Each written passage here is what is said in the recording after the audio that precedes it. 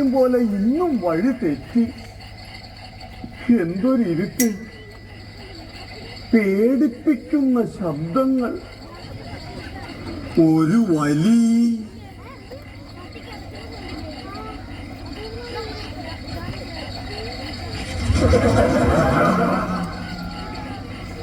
മതിയോ? മതി. ഒരു സിഗരറ്റ് കിട്ടിയിരുന്നെങ്കിൽ തണുപ്പ് മാറ്റാമായിരുന്നു.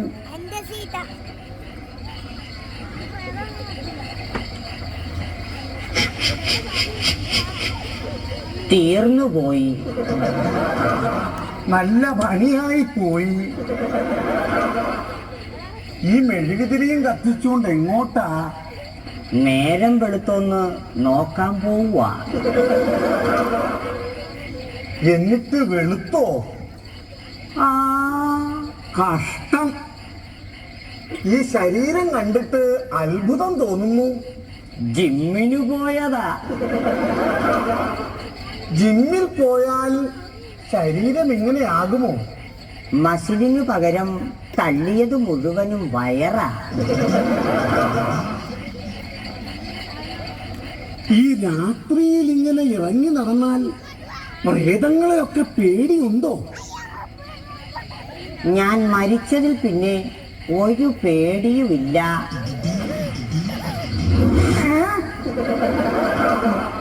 പേടിപ്പിക്കാൻ വേണ്ടി നടക്കുക. ചത്താനും കുഴി കിടക്കില്ല. ആരെയും വരുന്നത്?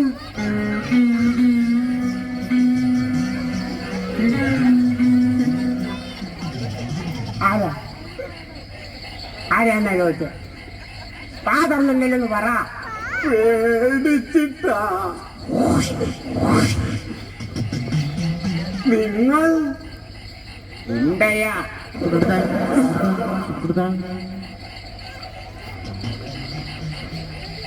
എന്നിട്ട് ഞാൻ കണ്ടില്ലല്ലോ. എന്തോന്ന്? ഗുണ്ടാ.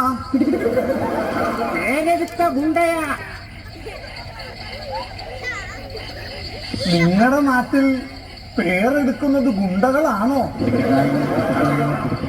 പേടിപ്പിക്കാതെ കയ്യിലുള്ളത് വേഗം എടുക്കുക. വീണ്ടും വീണ്ടും കൊല്ലല്ലേ. മേടിക്കണ്ട. ഉത്സവപ്പറമ്പിന്ന് മേടിച്ചതാ. ഞെക്കുമ്പോ ചെയ്യ പാട്ട് കേക്കും. കേൾക്കുമ്പോ കേക്കോ? കേൾക്കും. അളിയ, ഇത് പയറ് ചോദിക്കുന്നു. കുറച്ചു കഴിഞ്ഞാ കഞ്ഞിയും ചോദിക്കും. ഒന്നും കൂടെ ഒന്ന് ഞെക്കട്ടെ. ഞെക്കിക്കും. ഓപ്പോളുടെ കുട്ടിക്ക് കളിക്കാൻ കൊടുക്കാം.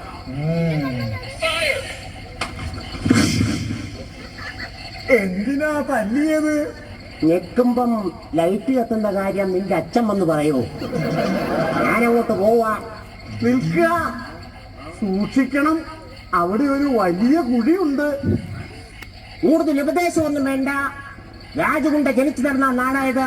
എനിക്കറിയാം എവിടൊക്കെ കുഴിയുണ്ടെന്ന്. ഹാവൂ, അവന്റെ കാര്യത്തിൽ ഒരു തീരുമാനമായി. നടന്നു തുടങ്ങാം. ഒരു വീടല്ലേ കാണുന്നത്? വിളിച്ചു നോക്കാം. അണ്ണാ, ചേച്ചി. അണ്ണാ, ചേച്ചി, അണ്ണാച്ചി.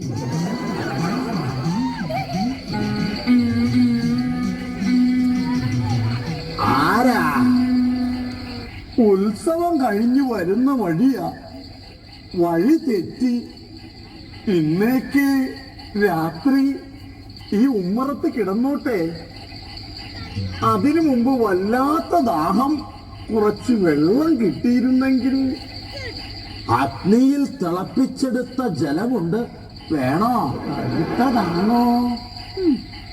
തണുത്തതേ പൂച്ചു. വരുന്നത് പൂച്ചിക്കോളാമേ. സാവിത്രി അന്തർജനം. ആ വെള്ളവുമായി ഇങ്ങോട്ട് വരിക. സാവിത്രി അന്തർജനം.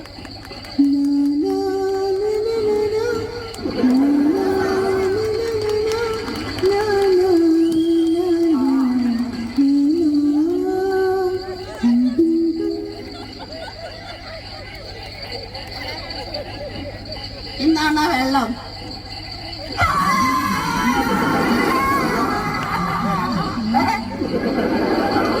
കേറിപ്പോകത്ത് ഗന്ധർവന്മാരിറങ്ങുന്ന സമയമാണ്. ഇവരെങ്ങാനും കണ്ട് മോഹിച്ചു വന്ന അവരുടെ ഉപ്പാട് വരും. ഏതാ ചേട്ടാ ഈ ജീവി? തറവാട്ടിലുള്ളതാ. വയസ്സ് 48. പൃഥ്വിരാജിനെ കെട്ടു എന്നൊറ്റ വാശിയില്ല. പൃഥ്വിരാജിന് അങ്ങനെ തന്നെ വേണം. അവന്റെ ഒരു യോഗം. ഈ കാട്ടിലെ വളർത്തേണ്ടതിനൊക്കെ വീട്ടിലാണ് വളർത്തുന്നത്.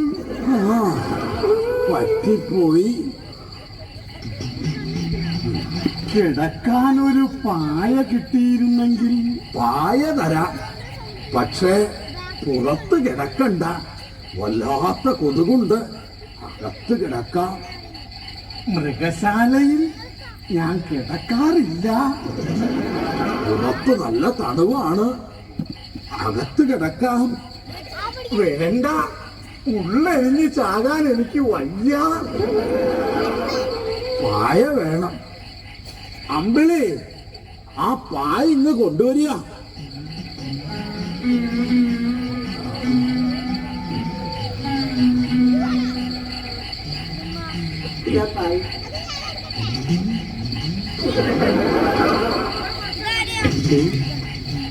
ചതിച്ചല്ലോ ഭഗവാനെ, അകത്ത് കിടന്നാ മതിയായിരുന്നു.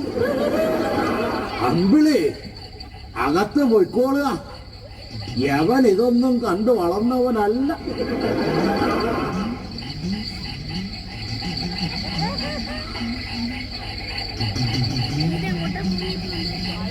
ഗോ, ബാക്കിലേക്ക് go. Go go go go go go go. ഇവിടെ എവിടേക്കാ? അകത്ത് ചാച്ചാം, പുറത്ത് ചൂച്ചിയാ മതി. അമ്പിളി ഒറ്റയ്ക്കാ. അമ്പിളി പേടിച്ചും. അവള് പേച്ചോട്ടെ, നീ ഇവിടെ ചാച്ച്. വേറെന്തെങ്കിലും? ആ അമ്പിളിയെ കൂടി കിട്ടിയിരുന്നെങ്കിൽ. അല്ല, ഒരു കമ്പിളി കൂടി കിട്ടിയിരുന്നെങ്കിൽ. കമ്പിളി വേണ്ട, ഉള്ള ഉടുമുണ്ട് ഊരി പുതച്ചാ മതി.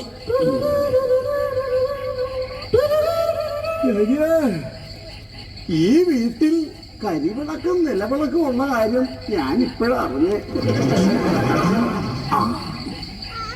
ഇറയത്ത് കിടക്കുന്നതൊക്കെ കൊള്ളാം. നേരം വെളുക്കുന്നതിന് മുൻപേ പൊയ്ക്കോളണം. തലയാട്ടിയാ പോരാ, പൊയ്ക്കോളണം. പോകാം. സമീപവാസികൾ ഉണരുന്നതിന് മുമ്പേ പൊയ്ക്കോളണം. പൊയ്ക്കൊള്ളാം പൊയ്ക്കോളാന്ന് പറഞ്ഞാ പോരാ, നേരം പുലർന്ന് നാട്ടുകാരറിയുന്നതിന് മുമ്പേ പൊയ്ക്കോളണം. അതെന്താ ചേട്ടാ? ആണുങ്ങളില്ലാത്ത തറവാടായത്.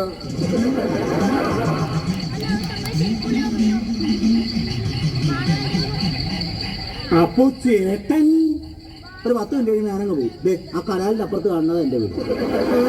ഒളിയമ്പുകൾ ശുഭം.